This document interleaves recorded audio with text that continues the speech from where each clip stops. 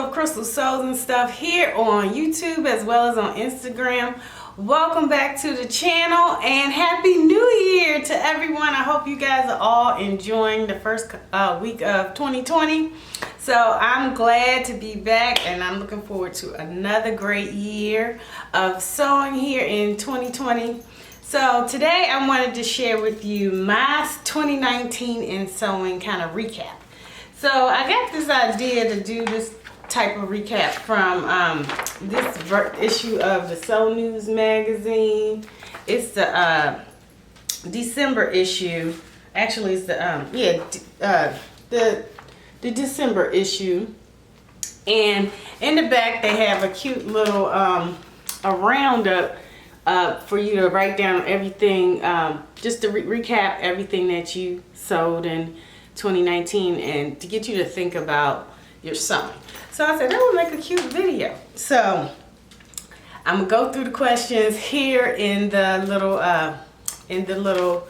recap section. So the first thing, they had 3 little sections up top and you have to put, I made however many garments, and then I bought blank new patterns, and then I sewed how many new patterns. So in 2019, I went through all of it and it looks like I've sewn about 50 garments. And that includes outfits where it's the top and the bottom. And I made like about 2 or 3 things for the kids. In total, I made 50 garments in 2019. And that amazes me because I always feel like I'm not keeping up with other YouTubers who sew higher volume, but if you sew 3 or 4 things in a month, it all adds up. And then I ended up with 50 garments in 2019, which to me is amazing. So the next section is, how many patterns did you buy? I bought about 50 patterns. I know that's bad, but I did purge a bunch of them at the Maryland ASG annual meeting, where they have you could do they have a fabric and pattern swap during the annual meeting, so you can bring in all of your patterns you don't want anymore, fabric you don't want anymore, and then you also can get fabric as well, and you just give a donation. It goes to our charitable cause for the year for the Maryland ASG chapter. So I got rid of about, I would say, at least around 20 patterns or so, and a couple lengths of fabric that I just knew that I bought like early on that I knew I wasn't going to use and somebody else could use it. So anyway, so it's not as horrible as you think. And this year, the next year's annual ASG meeting, I'm going to get rid of more. And I think they might be having, I don't know if Renee's going to have the Baltimore D-Stash again this year, because I think she said she's going to do it every other year. So hopefully she'll have that in the spring, so I'll have another reason to D-Stash. But I'm getting my fabric down. I feel like I'm getting my fabric and patterns down to the ones that I really like. And I'm glad they do have D-stashes around. So if you have too many patterns, you can D-stash. Find a way to D-stash and look into your local ASG or with a local sewing group, or start one yourself and do a D-stash and or a swap. And I think that's a good way to get rid of fabric that you don't want. And just because you don't like the fabric doesn't mean it's not good fabric. But sometimes you just pick things that aren't your style anymore. So anyway, the bottom line is I bought around 50 new patterns, because I didn't really include the ones I bought, the digital ones, because I think I bought about maybe 10 or so more digital patterns, because I'm more frugal with the indie patterns because they're a bit more expensive.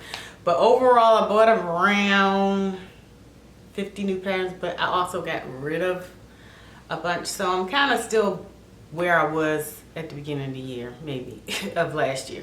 So, but I sold about 41 new patterns, so that was the next thing. So I did sew a bunch of new patterns that I bought. So not even, well, new to me. So they might have been in my stash for a while, but I never got around to sewing them. So I did do well about sewing new patterns. So getting more of the patterns that are in my stash into the rotation of sewing patterns. I didn't do a lot of repeats this year. So I sewed mostly new to me patterns. So the next question is my favorite make. So I would say my favorite make was my jumpsuit hack pattern. So where I did the ruffle flounce top and I mixed it with the New Look 6446 bottom. The top was Simplicity 8512 and the bottoms was New Look 6446, and I love that jumpsuit, and I'll put a picture here to show you it.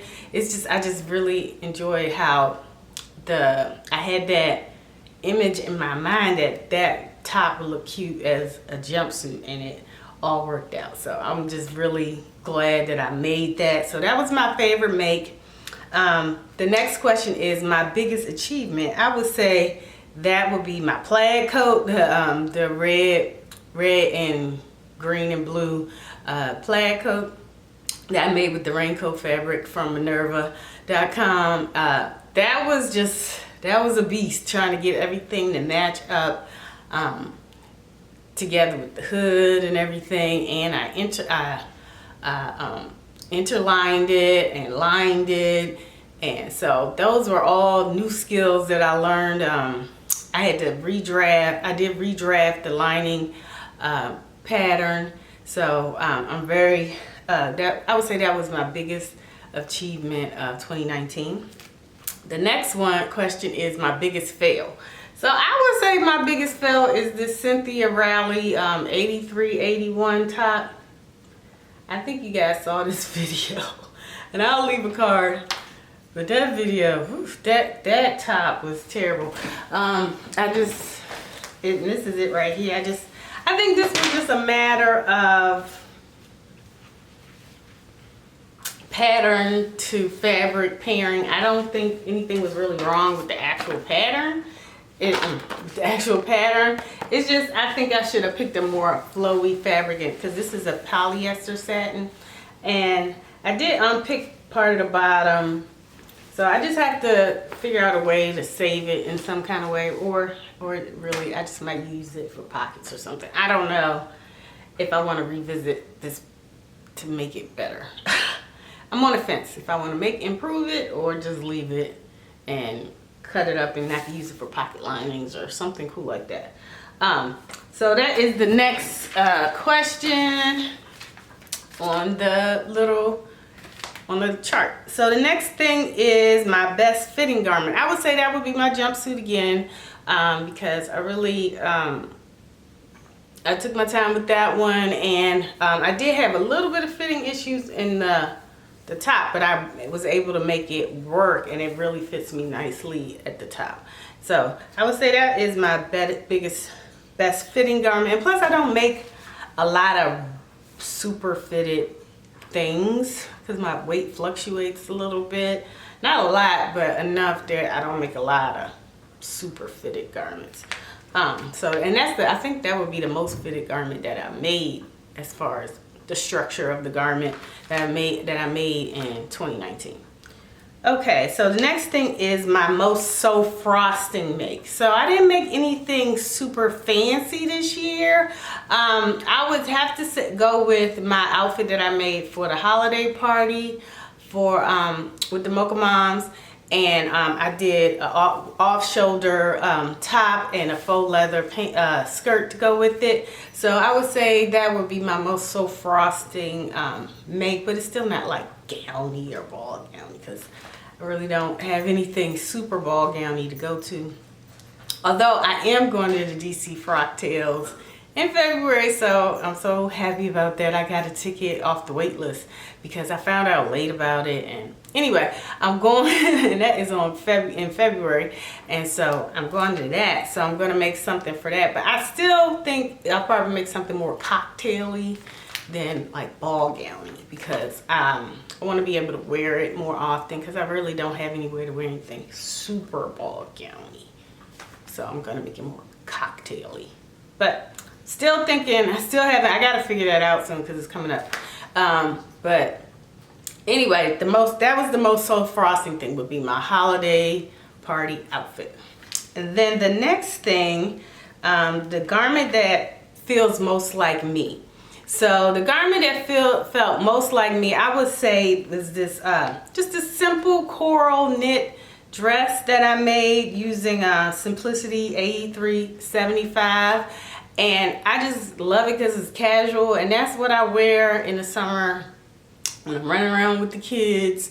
Something just, you put it all, just one dress, you put it on, you don't have to worry about wearing specialty undergarments or anything like that because it's covered up top. I don't have to wear strapless. You know, I just like to put on, you running around, but you still want to look cute, you know. So I love that dress because it just epitomized comfort and cute. So I think that dress is what epitomized me the most. It's not my most fanciest make, but it's something I just throw on, out the door, you know, but I still look nice because it's such a bold, bright color that I like. So anyway, that would be the garment that I would say is most me, especially in the summertime. And the next question, what are your me-made MVPs? So I'm trying not to repeat ones I've already put. So some of my me-made MVPs for 2019 are, I would say, the Aaron dress. I love this dress. I made this for one of the Sew Your View makes for 2019, and I just love this. It's a very impactful dress. I guess this could kind of go with the sew frosting as well, because I feel like I could wear this to something like semi-formal, like maybe a casual wedding. But anyway, I would say my Aaron dress. And then the next one I would say is the Dahlia wrap dress by Glasshouse Patterns. I pattern tested for that pattern, and I just love the way it flows, and I had been wanting to use that pink and white floral fabric forever, and I just loved the way it turned out in that dress. So that would be the next one. And then the last one would be this Simplicity 7328. It's a pattern from the 70s, and I finally got around to sewing a vintage dress, and I'm so glad that I did. And it was super easy. It was only like 2 pattern pieces. A super easy pattern, so I'm glad I went on ahead and sewed a vintage pattern. And I just love the flow. It's just flowy, and the colors are very vibrant and impactful. So I love that dress. I love all the blue of it, because blue is my favorite color, and then it has the pretty yellows. But anyway, those are some of my MVPs of 2019. Skills learned. So I learned a lot of skills this year. I figured out how to make a waist stay in this Vogue dress to prevent the bottom from hanging down. I did some pattern hacking, so I did 2 things with pattern hacking. The jumpsuit as well as the blue sweater dress. So I was so glad I finally just got the nerve up to really pattern hack. The first one was an accident. The blue dress, that was an accident. I have a video explaining how that all went down. So, but I'm glad I did it. I just think it's a skill that I want to keep going with, because sometimes a pattern has most of what you want and not everything that you want. So that's a skill that I want to build upon in 2020, is more pattern hacking. I just love the way it goes, and how you can just make a pattern your own. So I think in 2020 I do want to try to do that a bit more. And and then of course just the plaid matching with the plaid coat. I did some plaid matching before in my sewing class, last year or the year before, I can't remember, but I did pants before, but this one was a lot more extensive because there were a lot more seams, and the plaid pattern was a lot more difficult to figure because it was an uneven plaid.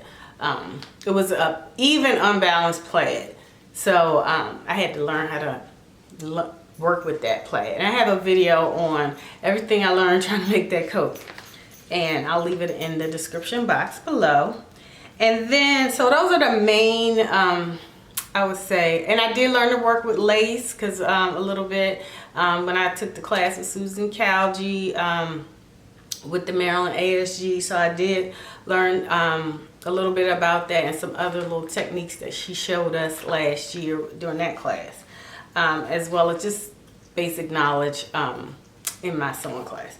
So the next thing, goals I didn't get to. So I did do the Make 9 challenge. I had planned to do the Make 9 challenge, and I got about 5 things done. I wanted to sew a fur coat, and I made a fur coat. I wanted to do a jumpsuit. I did 2 jumpsuits. I wanted to do a vintage pattern. I did a vintage pattern, and I had 1 knitting make. So I got about 5 things done on the Make 9 challenge, but I didn't get to all of them. So some of the things that I wanted to get to was I wanted to do the Flint pants from Megan Nielsen Patterns, so I didn't get to that one. And then there are another pair of Vogue pants that I didn't get to. So I want to see if I can get to those this year, but I'm not going to guarantee it for this year. So I didn't get to those.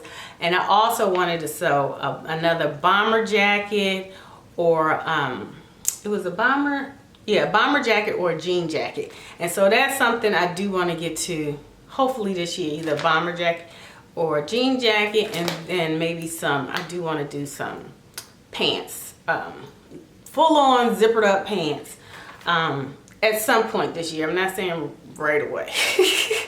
Some point during the year I do want to do and it might be just one, because I'm finding I don't want to do too many difficult. I want to learn new skills, but I don't want to be promising multiple difficult things during the year, because sometimes I just like to relax in my sewing and things. So anyway, I want to do some pants. Try to do 1 instead of trying to get 2 and getting 0. I want to do 1 pair of pants with zippers and pockets and all of that, and then a bomber jacket or a jean jacket this year in 2020. So that is my plan. Then the last one is classes taken. So I have taken classes at the Sassy Sewer here in Maryland. I take them off and on throughout the year. And I'm at the last level on that. And so I have taken those. I took the Susan Calgy class with the Maryland ASG. And on Craftsy, or it was now Blueprint, I did watch the perfect pattern matching as well as the lining class with Linda Lee. So those were all good classes that I've taken this year, and they've all helped me improve my skills. And so this year I did keep up my subscription to Blueprint again, because I did the whole annual. You pay it once and then you get I think it's like, and it was on sale for like $89 or something like that, for the whole year. And then you get like every 3 months they give you 3 Keep Forever patterns. Plus I already had some when they were Craftsy that have rolled over. So I'm gonna try to watch more of those, because I learned a lot from those two classes on Blueprint while I was making that plaid coat. It really helped me a lot. And I will also continue to take classes with the Maryland ASG, and when I can, take local classes here as well. So anyway, so that is everything from my 2019 in sewing. I'm looking forward to another great year.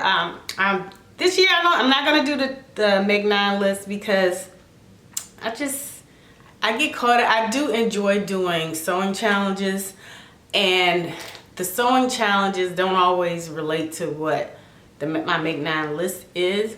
So I have a Make 2 list, because I just want to make a jean jacket and pants. So outside of that, everything else is kind of, open, free for, however I'm feeling, what I need to make for what I need to do for the year. I'm just playing it, kind of by the month as I go. And then I'll pick a challenge that I like to do. I enjoy doing the Sew Your View challenge. I did all 12 of them this year. So that was a lot of fun doing the Sew Your View challenges on Instagram. I do want to keep up with some of those. I might not do every single month this year, just because it's other things I want to do.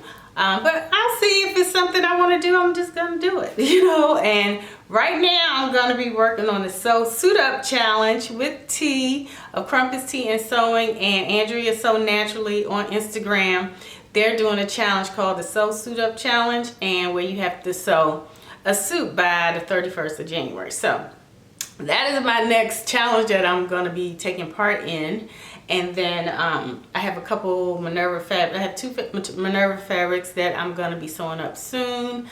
And then, like I said, I'm going to be going to the DC Frocktails in February. So I'm going to be making a dress for that. So right now, that's where I am with my sewing. And I hope you guys are having a great start of the new year. It's getting colder here. They just called a 2-hour early dismissal for the kids. So I'm going to be running around in about 5 minutes to go pick everybody up.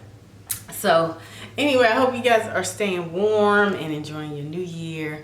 And I wish you all the best sewing. At whatever level you are, I hope you enjoy sewing as much as I do. I also want to get back to knitting a little bit too, because I've been totally slacking on that.